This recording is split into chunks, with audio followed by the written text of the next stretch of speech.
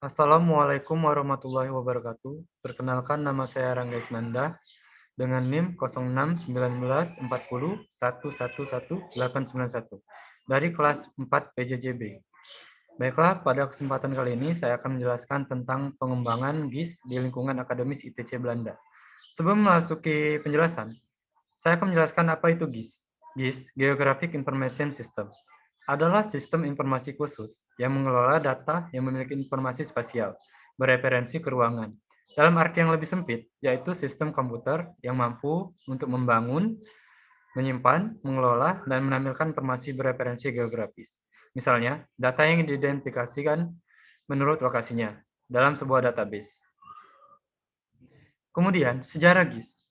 Geographic Information System muncul pada periode 1970-an sampai 80-an.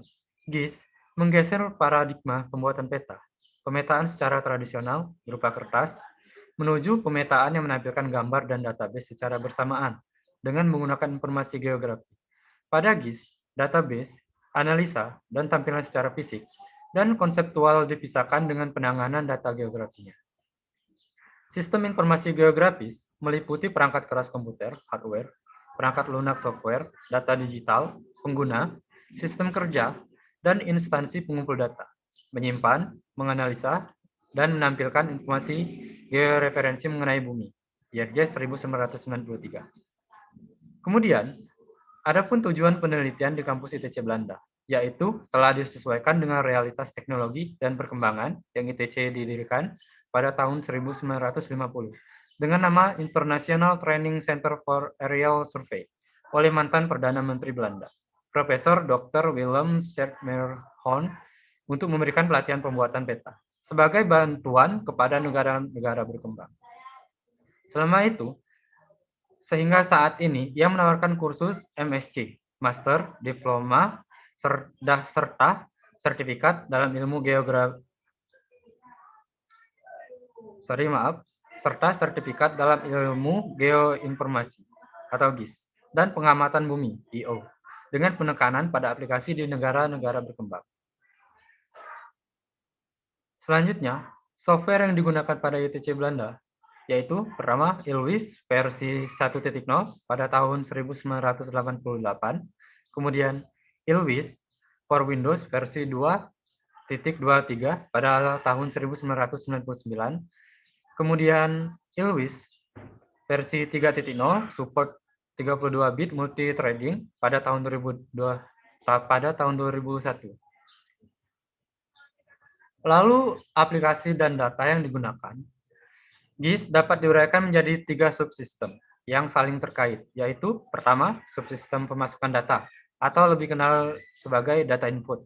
Kemudian kedua, subsistem pemrosesan data, atau lebih dikenal dengan data management, manipulation, dan data analisis. Kemudian terakhir yang ketiga, subsistem keluaran data, atau disebut data output. Data input SIG terdiri atas data spasial dan non-spasial yang berupa vektor, raster, dan tabular alfanumerik yang dapat diperoleh dari 4 sumber, yaitu pertama data lapangan, kedua data sekunder, ketiga peta, dan terakhir data penginderaan jauh.